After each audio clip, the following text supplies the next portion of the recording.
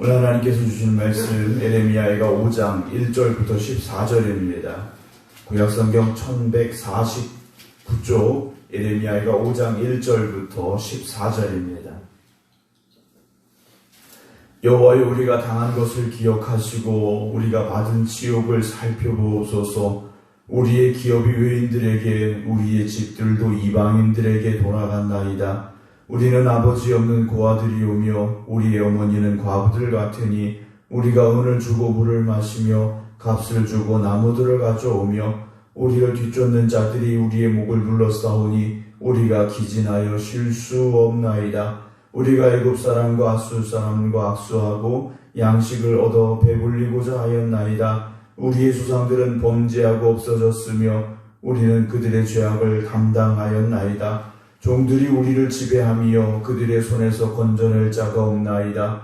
광야에는 칼이 있으므로 죽기를 무릅써야 양식을 얻사오니 굶주림의 열기로 말미암아 우리의 피부가 아궁이처럼 검으니이다. 대적들이 시온에서 부녀들을, 유다 각 성읍에서 처녀들을 욕보였나이다. 지도자들은 그들의 손에 매달리고 장로들의 얼굴도 존경을 받지 못하나이다. 청년들이 맷돌을 지며 아이들이 나무를 지다가 엎드러지우며 노인들은 다시 성문에 앉지 못하며 청년들은 다시 노래하지 못하나이다.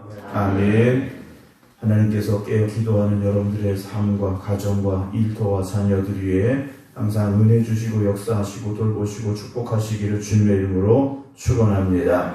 오늘도 온라인으로 함께 예배드리고 계신 임승자 집사님, 조옥봉 권사님, 한상미 집사님, 김준문 장로님, 박정순 권사님, 박용묘 권사님, 김근옥 권사님, 이숙자 권사님, 김성자 권사님, 안친환 권사님, 김경호 장로님 주님의 이름으로 축복합니다. 우리가 어떤 문제를 만났을 때 그 문제 앞에서 어떻게든 우리가 그 문제를 해결해 볼 방법을 찾아보는 게 당연하죠. 그래서 우리는 그 문제를 어떻게 해결할 수 있을까 고민하고 또 방법을 찾아보는데 대부분 해결의 방법은 돈이나 어떤 세상적인 힘입니다. 또 사람들이죠. 그래서 우리는 돈이나 어떤 세상의 권력이나 사람들을 통해서 그 고난의 문제 앞에서, 그 고통의 문제 앞에서 어떻게든 벗어나려고 도움을 요청하는 게 상식적인 일이죠. 그러나 신앙은 상식적인 일이 아니다라는 것을 우리가 알아야 됩니다. 믿음의 사람들은 그런 세상 사람들이 가지고 있는 상식을 가지고 우리의 문제를 해결하려고 해서는 안 된다라는 거죠. 이스라엘 백성들이 왜 나라가 망했느냐? 세상 사람들처럼 살다가 이렇게 된 거지 않습니까? 하나님의 백성들이고 하나님이 택하신 민족이고 그럼 하나님만 의지하고 하나님만 바라보는 오직 믿음으로 살았어야 되는데 세상의 사람들처럼 살아간 겁니다. 이웃 나라들이 그들을 지켜줄 것처럼 그들이 어떤 힘이 돼줄 것처럼 착각을 했더라는 거죠. 아수르를 의지하고 애굽을 의지하고 오늘 본문에도 나옵니다만 아수르 사람과 악수하고요, 애굽 사람과 악수하고 그래서 그들이 우리에게 양식을 주고 나라를 지켜주고 우리의 힘이 될 줄로 착각하며 살았더라는 거죠. 오늘 저나 여러분들도 어떤 세상적인 해결의 방법이 되는 돈이나 권력이나 사람을 의지하는 그런 상식적인 길을 걸어가는 사람들이 아니라 좀 세상 사람들 보기에는 어리석고 그렇게 해서 되겠느냐 싶다 할지라도 믿음의 길을 걸어갈 수 있기를 하나님만 의지하며 살아갈 수 있기를 주님의 이름으로 축원합니다. 오늘 1절 보게 되면 여호와여 우리가 당한 것을 기억하시고 우리가 받은 지옥을 살펴보옵소서라고 하나님 앞에 부르짖어 기도하고 있다라는 거죠. 물론 불평처럼 들리는 내용일 수도 있습니다만 하나님을 찾았고 하나님 앞에 부르짖었고 그들이 왜 이런 일을 당했는가? 결국 하나님이 주신 벌이었다. 하나님이 우리에게 내리신 진노였다라는 것을요 고백하고 있는 말씀이라는 거죠. 그러니까 하나님 왜 우리가 이렇게 힘듭니까? 우리 받을 만큼 벌 받았지 않습니까? 이 말이 아니라 우리가 이렇게 벌 받는 이유는, 우리가 이렇게 고난당하는 이유는, 우리가 나라를 빼앗긴 이유는 하나님의 말씀대로 살지 못했기 때문입니다. 라는 그들의 회개와 그들 자신을 돌아보는 그런 믿음의 고백이 담겨져 있는 말씀이라는 거죠. 사랑하는 성도 여러분, 우리가 신앙의 길을 걸어갈 때 신앙의 길은요, 세상에서 말하는 꽃길만 펼쳐지는 게 아닙니다.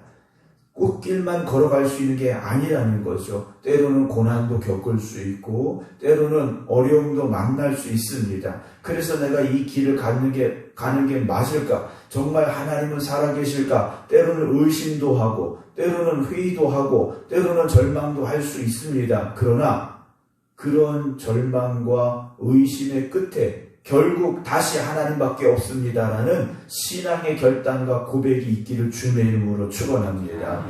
세상의 꽃 붙잡고 몸부림칠 수 있죠. 그러나 그 모든 것들을 창조하시고 주관하시는 분이 하나님이시고 그 하나님이 지금도 살아 역사하시고 우리는 그 하나님을 바라보고 믿고 의지할 수밖에 없음을 우리가 고백할 수 있어야 됩니다. 이들이 처한 상황에 대해서 이들이 고백합니다. 우리의 기업이 외인들에게, 다른 나라 사람들에게, 우리의 집들도 이방인들에게 돌아갔다라고 탄식합니다. 우리의 기업이라고 되어 있는데 이 기업을 누가 주신 겁니까? 하나님이 주신 기업입니다. 왜냐? 이스라엘 백성들은 하나님께서 자녀 삼아 주셨기 때문에 하나님이 주신 기업이에요. 그런데 하나님을 떠난 그들에게 하나님이 주신 기업은 더 이상 그들의 것이 아니라는 거죠.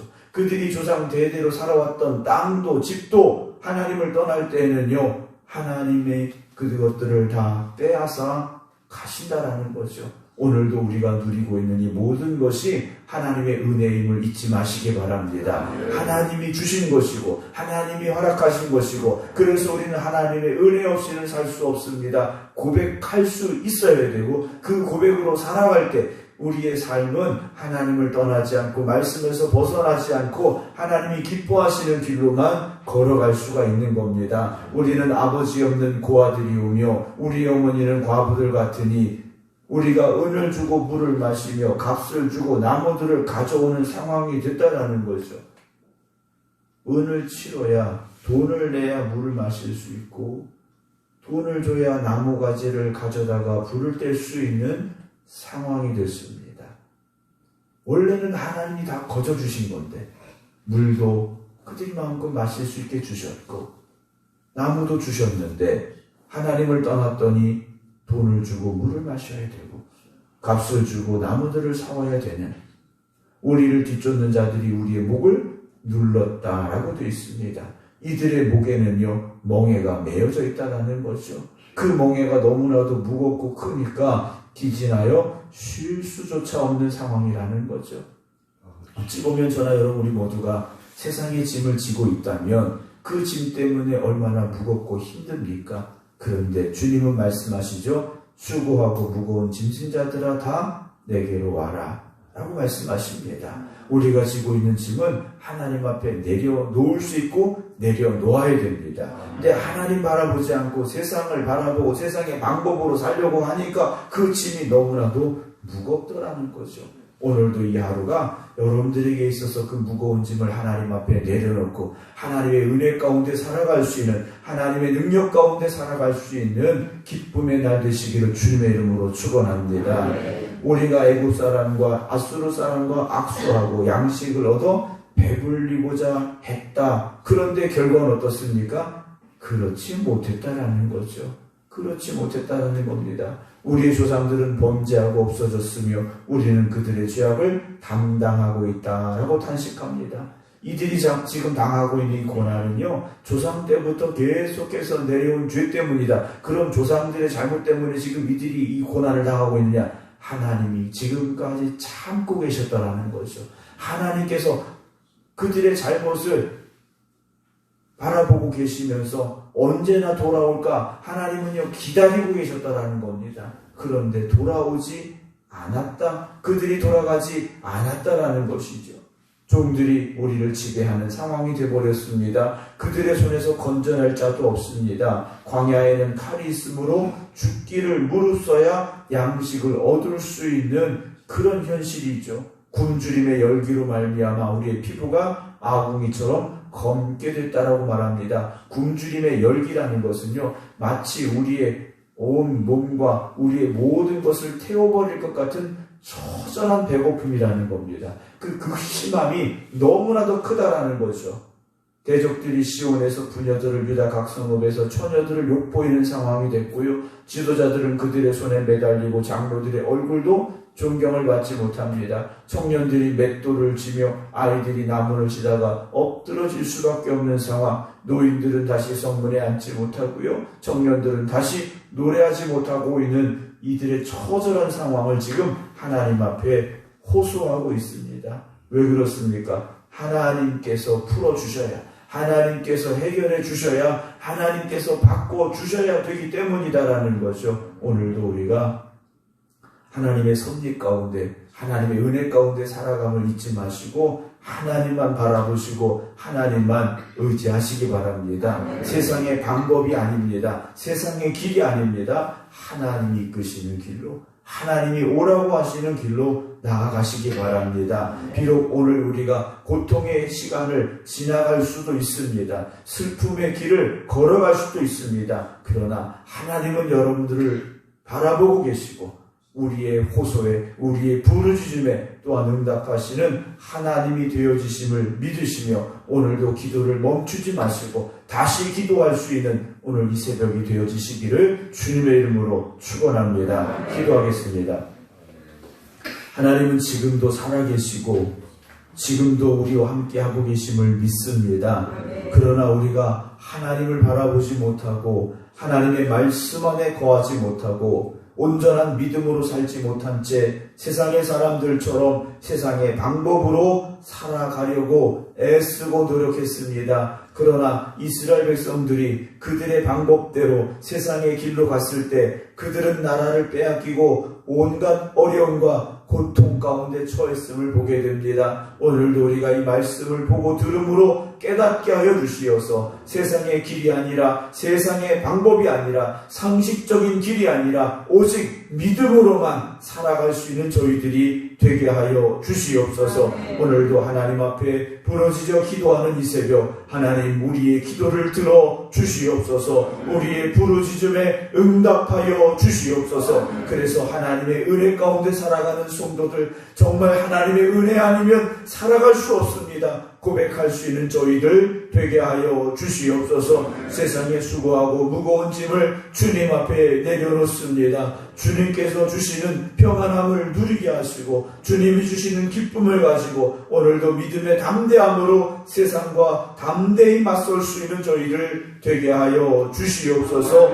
오늘 고난과 고통의 시간을 보내고 있는 이들이 있습니까? 슬픔과 절망의 자리에 있는 이들이 있습니까? 하나님 특별히 그들을 기억하여 주시어서 고난과 고통의 자리에서 다시 일어서게 하시고 슬픔과 절망의 자리에서 벗어나게 하여 주시어서 기뻐하며 감사하며 찬송하는 성도들이 되게 하여 주시옵소서. 이제는 우리 주 예수 그리스도의 은혜와 아버지 하나님의 무한하신 사랑하심과 성령님의 감동 감화 역사하심이 오늘도 살아계신 하나님 앞에 깨어 기도드리는 모든 성도들 위해 이제부터 영원토록 함께 하시기를 간절히 축원하옵나이다. 아멘.